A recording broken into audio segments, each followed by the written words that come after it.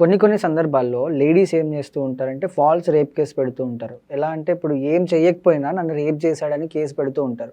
So అలాంటి సందర్భాల్లో court కూడా కన్సిడర్ చేసి ఉమెన్ కదా ఎందుకు ఆమె ఫాల్స్ కేసు ఎందుకు పెడుతుంది అంటే మెయిన్గా లేడీస్కి మన ఇండియాలో ఏదైతే తనకు జరగకూడదు అది జరిగిందని ఆమె ఎందుకు ఓపెన్గా చెప్పుకుంటుందని కన్సిడర్ చేసి అలాంటి టైంలో కూడా శిక్షలు వేస్తుంటారు మగవాళ్ళకి. కొన్ని ఇయర్స్ పాటు జైల్లో అనుభవించడం ఇట్లా రేప్ కేసెస్కి శిక్షలు వేస్తూ ఉంటారు. సో అలాంటివి కూడా ఫేక్ కేసెస్ ఫైల్ అయిన తర్వాత కొన్ని ఇయర్స్ గడిచిన తర్వాత కూడా ఆ జడ్జిమెంట్స్ అనేవి మారుతూ ఉంటాయి.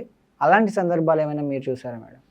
యూజువల్గా జడ్జిమెంట్స్ మారవండి. ఏమవుతుందంటే ఒకసారి ఒక అమ్మాయి వచ్చేసి ఇట్లా కేసు పెట్టింది అనుకోండి, అంటే నిజంగా జరగకపోయినా కూడా ఫాల్స్ రేప్ కేసు పెట్టినప్పుడు ఏమవుతుందంటే ఈ కోర్టుకి ఒక్కసారి వెళ్ళిన తర్వాత ప్రొసీడింగ్స్ ఆ ప్రొసీజర్కి అంత టైం పడుతుంది. సో ఏదో 6 monthsలో 1 yearలోనో అట్లా కేసు అనేది క్లోజ్ అవ్వదు. It will take time. ఎందుకంటే ఒక్కసారి ఏదన్నా ఇట్లాంటి కేసు ఫైల్ అయిందంటే ఫస్ట్ ఏంటంటే పోలీస్ డిపార్ట్మెంట్లో ఎవరైతే అయ్యో ఉంటారో అంటే ఇన్వెస్టిగేటింగ్ ఆఫీసర్ ఉంటారో వాళ్ళ చేతిలో కేసు పెట్టినప్పుడు వాళ్ళు ఇన్వెస్టిగేషన్ చేసి ఆ రిపోర్ట్ పెట్టి దానికి సంబంధించిన ఎవిడెన్స్ గ్యాదర్ చేసి కోర్టులో సబ్మిట్ చేయడానికి ఈ ఇయర్స్ పోతుంది.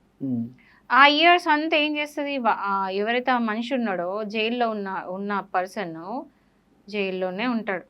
వెరీ రేర్ కేసెస్లోనే బెయిల్ ఇస్తారు, ఎందుకంటే రేప్ కేసు కాబట్టి. సో వెరీ రేర్ కేసెస్లో ఇస్తారు. అన్ఫార్చునేట్లీ ఒకవేళ ఇవ్వకపోతే అన్ని సంవత్సరాలు ఆ అక్యూజ్డ్ ఆ జైల్లో మగ్గాల్సిందే.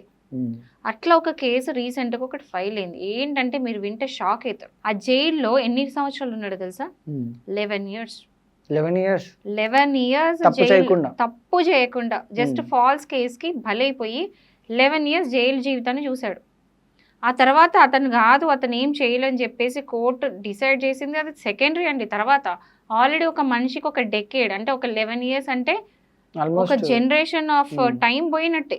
అంటే ఒక లైఫ్లో 10 years మైనస్ చేసుకోండి, ఎంత లైఫ్ పోయినట్టు.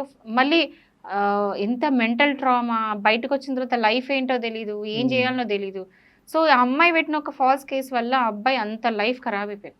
అంటే నేను చూసా ఒక 2 years బ్యాక్ ఒక కేసు వచ్చింది. అండ్ అంటే ఇంత ఘోరం కూడా దిగజారిపోతారు ఆడవాళ్ళు అనిపించింది నాకు. ఒకటి సివిల్ మ్యాటర్ ఫైల్ అయిందండి. మామూలుగా ఏంటంటే ఒక డిస్ప్యూట్ ఉంది.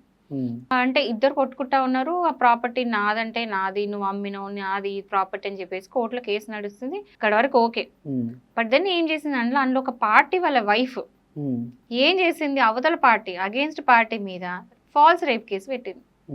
ఎందుకు తెలుసా? కాళ్ళ వరకు తెచ్చుకోవడానికి. ఈ సివిల్ కేసుని నేను గెలిపించుకోవడానికి నేను ఫాల్స్ రేప్ కేసు పెడితే క్రిమినల్ కేసు ఫైల్ అయితే వాడు చచ్చినట్టు నా కాళ్ళ గడుకు వస్తాడు, నేను చెప్పింది వింటాడు, అప్పుడు నా ప్రాపర్టీ నాకు ఇస్తాడని ఆలోచించేంత చీప్ లెవెల్లో జరిగింది ఈ ఇన్సిడెంట్.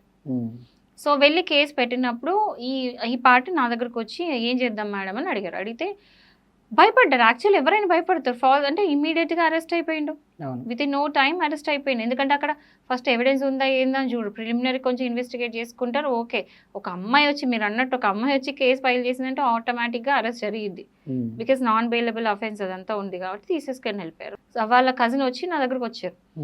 ఏం చేద్దాము, భయపడ్డారు. ఇంక పోత పోని మనిషి లైఫ్ పోయేటట్టుంది, ప్రాపర్టీ పోత పోని, అది కాదు ఇంకోటి కొనుక్కోవచ్చు అన్నట్టు అడిగితే అలా కాదు, మనం ప్రూవ్ చేసుకుందాం, ఇది ఫాల్స్ కేసు అని ప్రూవ్ చేద్దాం అని చెప్పేసి మొత్తం ఆ కేసు తీసుకొని క్రిమినల్ కేసెస్ మొత్తం కూడా అతని మీద ఉన్నాయని క్వాష్ చేయించాం. క్వాష్ చేయించిన తర్వాత ఆటోమేటిక్గా క్రిమినల్ కేసెస్ వెళ్ళిపోయినాయి. Because we were able to prove that it was a false rape case. So ఈ సివిల్ మ్యాటర్స్లో మీరు చూడండి, ఒక 10% నాట్ 10%, ఒక 5% కేసెస్లలో సివిల్ మ్యాటర్స్లలో they will mix up this. Criminal cases mix చేస్తూ ఉంటారు. కావాలని అవతల పార్టీని భయపెట్టియాలి, అవతల పార్టీని బెదిరించేయాలి, బ్లాక్మెయిల్ చేయాలి ఎమోషనల్గా.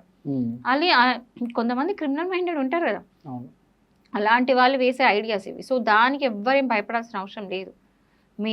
మీరు కనుక క్వాష్ చేయించుకోగలిగితే, మీ ఎవిడెన్స్ కనుక ప్రాపర్గా ఉంటే మీరు ఖచ్చితంగా కేసు గెలుస్తారు. సో ఎవరైనా సరే ఇట్లాంటి కేసు కనుక ఫేస్ చేస్తే ఈ వీడియో చూపించండి. అండ్ నెక్స్ట్ ఒక అడ్వకేట్ సలహా తీసుకొని ఇందులో నుంచి ఎట్లా బయటపడాలని ఆలోచించుకోండి, కానీ భయపడకండి. Thank you madam.